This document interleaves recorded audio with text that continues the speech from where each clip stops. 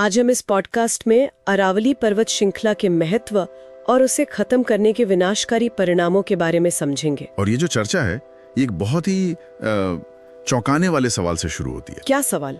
क्या कोई सोच सकता है कि राजस्थान या हरियाणा में एक पहाड़ी काटने का असर सीधा उत्तराखंड में हर साल आने वाली बाढ़ पर पड़ सकता है? उत्तराखंड में? हाँ, और सिर्फ वही नहीं, यूपी बिहार का डूबना या फिर दिल्ली एयरपोर्ट पर हवाई जहाजों की लैंडिंग में मुश्किल होना। ये सुनने में तो किसी फिल्म की कहानी जैसा लगता है। मतलब कनेक्शन क्या है? कनेक्शन ही तो सबसे डरावनी और समझने वाली बात है। चलिए इस पूरी पहेली को ना शुरू से जोड़ते हैं। ठीक है, तो अरावली, जब हम ये नाम सुनते तो शायद दिमाग में बस कुछ छोटी मोटी पहाड़ियां आती हैं, पर ये इतनी आम तो है नहीं। बिल्कुल नहीं। ये दुनिया की सबसे पुरानी पर्वत श्रृंखलाओं में से एक है। एक वलित पर्वत, मतलब फोल्ड माउंटेन। हिमालय से भी पुरानी? अरे हिमालय से तो करोड़ों साल पुरानी। इसका फैलाव देखिए, गुजरात के पालनपुर से शुरू होकर राजस्थान, हरियाणा और फिर दिल्ली तक, लगभग 700 किलोमीटर। लेकिन अब ये इतनी ऊंची नहीं दिखती। हाँ, क्योंकि करोड़ों सालों की हवा और पानी ने इसे मतलब घिस दिया है। तो अब ये छोटी छोटी पहाड़ियों की एक श्रृंखला जैसी बची है। पर इसका ऐतिहासिक महत्व तो बहुत बड़ा रहा है। कुंभलगढ़ और चित्तौड़गढ़ जैसे जो मजबूत किले हैं, वो तो इसी की चोटियों पर बने थे। एकदम सही। और दिल्ली की जो रायसीना हिल्स है, जहां हमारा राष्ट्रपति भवन है, वो भी तो इसी का हिस्सा है। जी, वो इसी अरावली का आखिरी छोर है। तो ये सिर्फ पत्थर नहीं है, ये हमारा इतिहास है, हमारा भूगोल है। और यही धरोहर आज खतरे में है। वजह है अवैध खनन, है ना? अवैध खनन तो दशकों से एक बहुत बड़ी समस्या रही है, हरियाणा, राजस्थान, गुजरात, सब जगह। लेकिन अब इस अवैध काम को वैध बनाने की कोशिश हो रही है। वो कैसे? यही वो 100 मीटर वाला नियम है। हाँ, यहीं से कहानी में एक बहुत अजीब मोड़ आता है। एक प्रस्ताव लाया गया कि जिन पहाड़ियों की ऊंचाई 100 मीटर से कम है। 100 मीटर? हाँ, 100 मीटर से कम, उन्हें कानूनी तौर पर अरावली माना ही नहीं जाएगा। एक मिनट, मतलब आप सिर्फ एक परिभाषा बदल देंगे और जो चीज असल में मौजूद है वो कागज पर गायब हो जाएगी? बिल्कुल, यही इस पूरे विवाद का केंद्र है। सतह पर यह एक साधारण नियम लगता है, पर इसके पीछे की चालाकी बहुत गहरी है। तो इससे फर्क क्या पड़ेगा? फर्क बहुत बड़ा। इस नई परिभाषा के आते ही अरावली की लगभग 93% पहाड़ियां वो कानूनी तौर पर अरावली नहीं रहेंगी। 93%? जी। और जैसे ही वो अरावली की श्रेणी से बाहर हुई, उन पर खनन करने की एक तरह से कानूनी इजाजत मिल जाएगी। कोई पूछेगा तो कह देंगे कि हम अरावली कहाँ काट रहे हैं, ये तो कानून के हिसाब से अरावली है ही नहीं। ये तो अविश्वसनीय है। पर मेरा एक सवाल है, ऊंचाई नापने का भी तो कोई तरीका होता है? भूगोल का तो एक सीधा सा नियम है कि हर चीज की ऊंचाई समुद्र तल, मतलब सी लेवल से नापी जाती है। आपने बिल्कुल सही नस पकड़ी है। विज्ञान और भूगोल का मजा यहीं से शुरू होता है। मतलब? देखिए, दुनिया भर में ऊंचाई नापने का एक ही स्टैंडर्ड है, समुद्र तल। क्योंकि सारे समंदर आपस में जुड़े हैं और उनका लेवल बराबर होता है। ये एक यूनिवर्सल रेफरेंस पॉइंट है। तो इस नए नियम में क्या अलग है? इस नए नियम में प्रस्ताव है कि पहाड़ी की ऊंचाई समुद्र तल से नहीं, बल्कि उसके आधार से, मतलब उसकी तलहटी से नापी जाएगी। क्या? लेकिन और मजे की बात यह है कि अरावली की तलहटी खुद ही समुद्र तल से लगभग 250 से 300 मीटर ऊपर है। अरे बाप रे, ये तो ऐसा हुआ कि आप किसी 30 मंजिला इमारत की 25वीं मंजिल पर खड़े होके कहें कि ये कमरा तो बस 10 फुट ऊंचा है। बिल्कुल, और आप पूरी इमारत की ऊंचाई को नजरअंदाज कर दें। तो फिर खनन माफिया इसका गलत इस्तेमाल कैसे कर सकते हैं? ये तो साफ दिख रहा है। कैसे, बताइए। मान लीजिए कोई पहाड़ी आधार से 105 मीटर ऊंची है, तो कानून के हिसाब से उसे नहीं काट सकते। ठीक है। तो वो क्या करेंगे, उसके चारों तरफ 50-60 ट्रक मिट्टी या मलबा डाल देंगे। जमीन का लेवल ऊपर आ गया। हाँ। अब जब कोई नापने आएगा तो उसी पहाड़ी की ऊंचाई 98 मीटर निकलेगी और वो काटने के लिए तैयार। यही एक नारा ही बन गया है, नीचे मट्टी भरो, अरावली उड़ाओ। ये तो प्रकृति के साथ खुल्लम खुल्ला धोखाधड़ी है। हाँ। और ये सब कुछ इमारतों और सड़कों के लिए।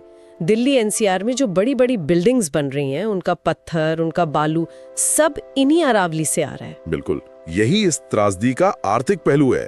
पहाड़ों को डायनामाइट से तोड़ते हैं, बड़े पत्थरों से सड़कें बनती हैं, मध्यम आकार के पत्थरों से घर की ढलाई होती है, और जो महीन कण बचते हैं उनसे बालू बना दिया जाता है। एक तरफ एक आम आदमी पूरी जिंदगी लगाकर एक घर बनाता है, और दूसरी तरफ कुछ लोग पूरे के पूरे पहाड़ बेचकर खरबपति बन रहे हैं। लेकिन इसकी असली कीमत हमारा पर्यावरण चुकाएगा। चलिए अब उसी कीमत पर आते हैं।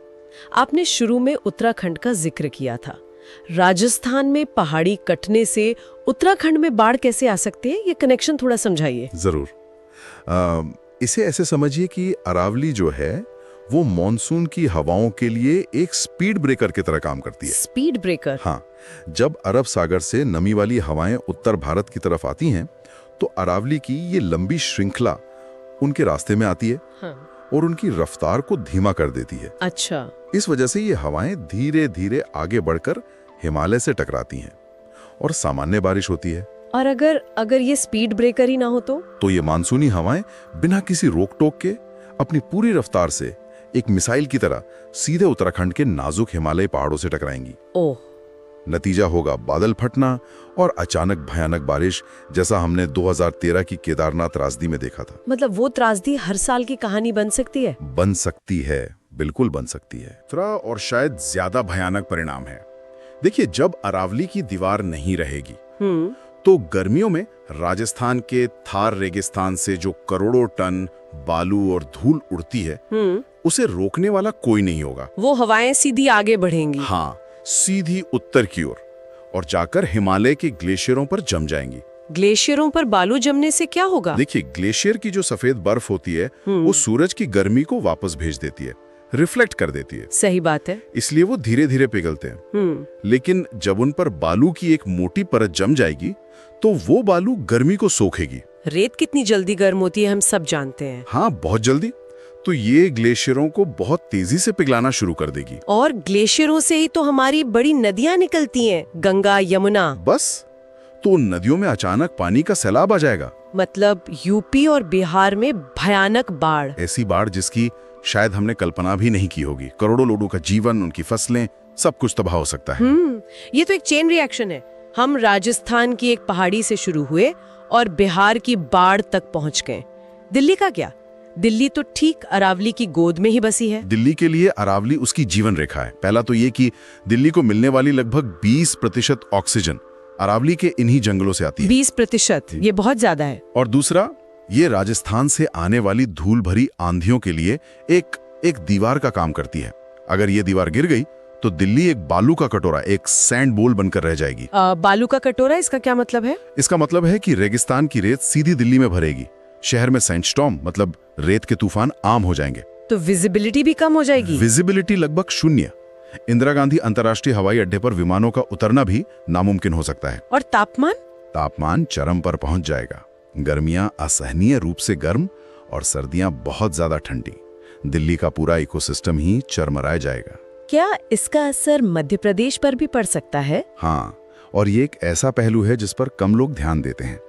सर्दियों में भूमध्य सागर से जो नम हवाएं आती हैं, जिन्हें वेस्टर्न डिस्टर्बेंस कहते हैं, हाँ, पश्चिमी विक्षोभ। अभी अरावली उन्हें रोककर राजस्थान में सर्दियों में हल्की बारिश कराती है। लेकिन अगर अरावली नहीं रही तो ये हवाएं बिना रुके सीधे मध्य प्रदेश में घुसेंगी। बिल्कुल, और वहां सर्दियों में बेमौसम और भारी बारिश करेंगी। ये बारिश सोयाबीन और गेहूं जैसी फसलों को उस समय बर्बाद कर देगी जब वो कटाई के लिए तैयार होती हैं। मतलब पूरा कृषि चक्र ही बिगड़ जाएगा। हाँ, पूरी अर्थव्यवस्था पर असर पड़ेगा। और उन जीव जंतुओं का क्या जो इन पहाड़ों में रहते हैं, नदियां, पक्षी? वो तो पूरी तरह तबाह हो जाएगा। अरावली के जंगल तेंदुए, नीलगाय और न जाने कितने जीवों का घर है। साइबेरिया से आने वाले सारस जैसे प्रवासी पक्षियों के लिए ये एक जरूरी पड़ाव है। ये सब खत्म हो जाएंगे। और नदियां? बनास और लूनी जैसी नदियां जो अरावली से ही निकलती हैं, वो सूख जाएंगी। और सबसे बड़ी चिंता भूजल की है। वाटर लेवल इतना नीचे चला जाएगा कि पूरा इलाका बंजर हो सकता है। ये सब सुनकर तो लगता है कि हम सिर्फ पहाड़ नहीं बल्कि उत्तर भारत के पूरे इकोसिस्टम के ताबूत में कील ठोक रहे हैं। तो इसका समाधान क्या है? कुछ किया जा सकता है? समाधान सीधा और वैज्ञानिक है। सुप्रीम कोर्ट और सरकार को भौगोलिक तथ्यों को मानना होगा। 100 मीटर का नियम रखना भी है तो उसकी माप जमीन से नहीं बल्कि वैज्ञानिक मानक यानी समुद्र तल से ही होनी चाहिए। सिर्फ ये एक बदलाव तबाही को रोक सकता है? हाँ, काफी हद तक। मैंने एक ग्रीन वॉल प्रोजेक्ट के बारे में भी पढ़ा है। गुजरात से पानीपत तक एक बहुत लंबी पेड़ों की दीवार बनाने की योजना। हाँ, विचार तो बहुत अच्छा है, लेकिन ये थोड़ा हास्यास्पद भी लगता है ना? एक तरफ आप मुनाफे के लिए करोड़ों साल पुराने पहाड़ काटने को तैयार हैं और दूसरी तरफ आप कागज पर पेड़ लगाने की योजना बना रहे हैं। जो लोग पहाड़ काट सकते हैं, क्या हम वाकई उम्मीद करें कि वो ईमानदारी से जंगल लगाएंगे? अभी हाल ही में मध्य प्रदेश के सिंगरौली में कोयला खदान के लिए एक ही बार में 6 लाख से ज्यादा पेड़ काटने की मंजूरी दे दी गई। यही तो सवाल है, विकास जरूरी है पर किस कीमत पर? बिल्कुल। तो आज की बातचीत के बाद कुछ सवाल सोचने के लिए रह जाते हैं। पहला तो यही कि किसी भी पहाड़ की ऊंचाई मापने का सही वैज्ञानिक तरीका क्या है, समुद्र तल से या उसके आधार से? और ये भी कि अगर अरावली को काट दिया गया तो दिल्ली के मौसम पर क्या असर पड़ेगा, ये सोचना बहुत जरूरी है। सही बात है। और वो कौन सी 2 प्रमुख नदियां हैं जो अरावली से निकलती हैं, ये भी याद रखने वाली बात है।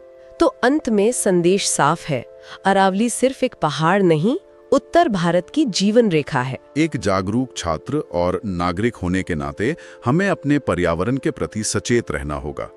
ये समझना होगा कि हमारी शिक्षा सिर्फ परीक्षा पास करने के लिए नहीं है, बल्कि देश और प्रकृति को समझने और उसे बचाने के लिए भी है। तो कड़ी मेहनत करते रहें और सीखते रहें। ये थी द्रोणा पर हमारी आज की गहरी पड़ताल। अगले अंक में फिर मिलेंगे। जय हिंद।